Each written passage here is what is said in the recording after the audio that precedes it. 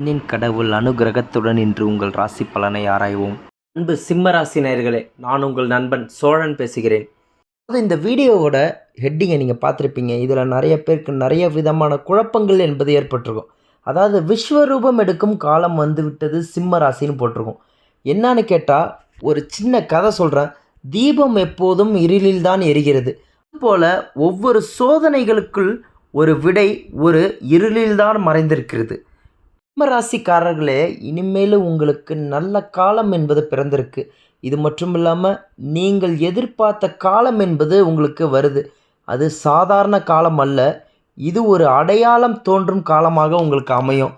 விஸ்வரூபம் சக்தி உங்களுக்கு உள்ளத்தில் வாங்க. உங்கள் கிரக நிலையில் என்னென்ன மாற்றங்கள் உண்டாக போகுதுன்றதை ஈஸியாக பார்ப்போம். அதாவது சனி 7ஆம் வீட்டில் இருக்கார், வியாழன் 9ஆம் வீட்டில் இருக்கார், ராகு 8ஆம் வீட்டில் இருக்கார்.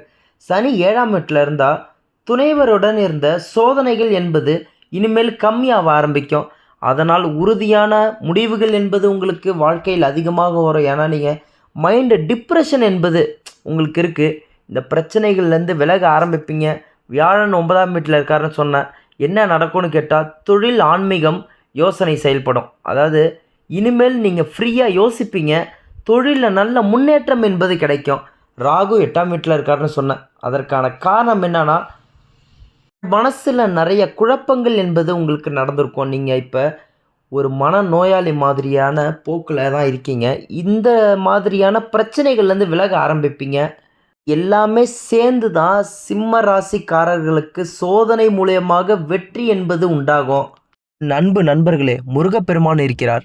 பட்ட கஷ்டம்லாம் போதும். இப்போ வரக்கூடிய இந்த 3 மாதத்தில் உங்களோட பிரச்சனைகள் படிப்படியாக குறைய ஆரம்பிக்கும். இது மட்டும் இல்லாமல் உங்கள் உறவினர்களுக்கிடையே நீங்கள் ரொம்ப அசிங்கப்பட்டிருப்பீங்க. உங்களுக்கு ஒரு பிரச்சனைனா உதவி செய்ய யாரும் வந்திருக்க மாட்டாங்க. ஆனால் அந்த நிலைமை இனிமேல் மாறும். யாரெல்லாம் நம்மளை ஒரு ஆளாக மதிக்காமல் இருந்தாங்களோ அவங்க முன்னாடி நம்ம கண்டிப்பாக நல்லபடியாக வாழ்ந்து காமிக்கணும்னு நீங்கள் நினச்சிருப்பீங்க. அந்த காலம் ரொம்ப தூரம்லாம் இல்லை. வரக்கூடிய 2 ஆண்டுகளுக்குள்ளேயே உங்களுக்கு வளர்ச்சி பாதையை நோக்கி தான் வாழ்க்கை ஆரம்பிக்கும். இது மட்டும் இல்லாமல் உங்களுக்கு சமீப காலமாக வெளில போனாலே நம்ம எதுக்கு போகிறோன்னே மறந்துருப்பீங்க. அந்தளவுக்கு மனக்குழப்பங்கள் உங்களுக்கு இருந்திருக்கு. அதுவும் வரக்கூடிய 2 ஆண்டுகளுக்குள்ளே சரியாக ஆரம்பிக்கும். அதாவது நீங்கள் 4 பேருக்கு நல்லது செய்யணும்னு நினச்சிருப்பீங்க.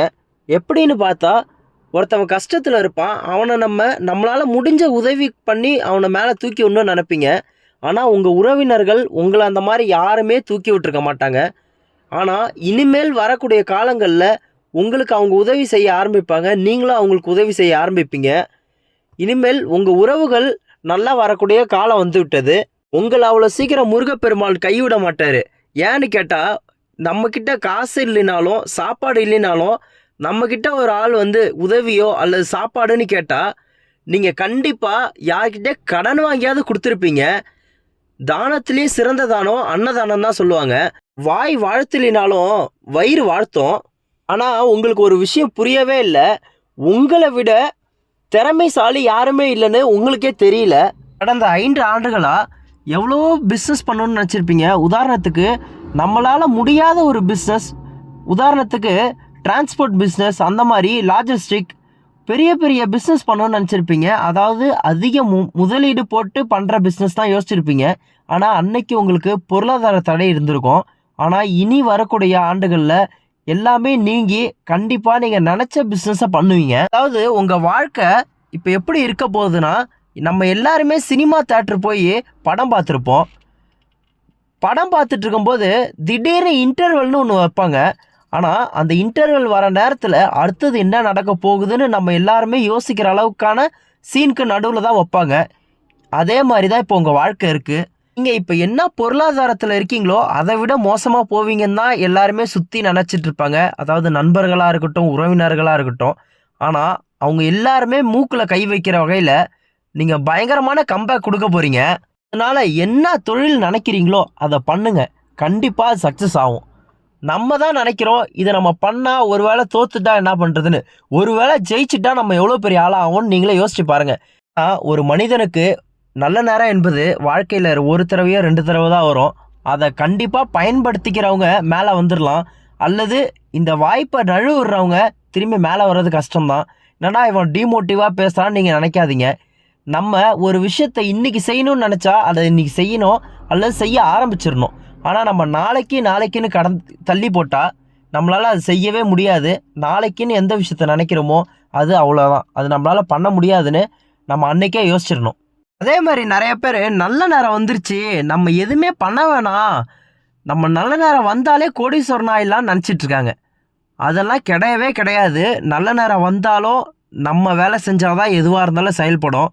நம்ம சும்மா வீட்டில் உட்காந்துருந்தா 4 பேர் நம்ம காசு தர மாட்டாங்க. அந்த 2 ஆண்டுகளாக உங்களுக்கு உடல்நிலையில் ஒரு சில பிரச்சனைகள் இருந்திருக்கும். உதாரணத்துக்கு வயிறு வலி போன்ற பிரச்சனைகள், அது எல்லாமே சரியாகக்கூடிய காலம் வந்து விட்டது. முக்கியமான விஷயம், உங்கள் பசங்க இப்போ வெளில போய் படிக்கணும்னு யோசிச்சுட்டு இருப்பாங்க. ஆனால் நீங்கள் வெளிலலாம் போய் படித்தா செட் ஆகாது, நம்ம கண்ணு முன்னாடியே இருந்தால் தான் பையன் ஒழுக்கமாக இருப்பான் அல்லது பொண்ணு ஒழுக்கமாக இருக்கும்னு நினச்சிட்டு இருப்பீங்க. அதெல்லாம் தவறு. பசங்களை வெளில போய் படிக்க வைங்க, கண்டிப்பாக பெரிய ஆளாக வருவாங்க. உங்கள் மனக்குழப்பத்தை நீங்களே சால்வ் பண்ணுங்கள்.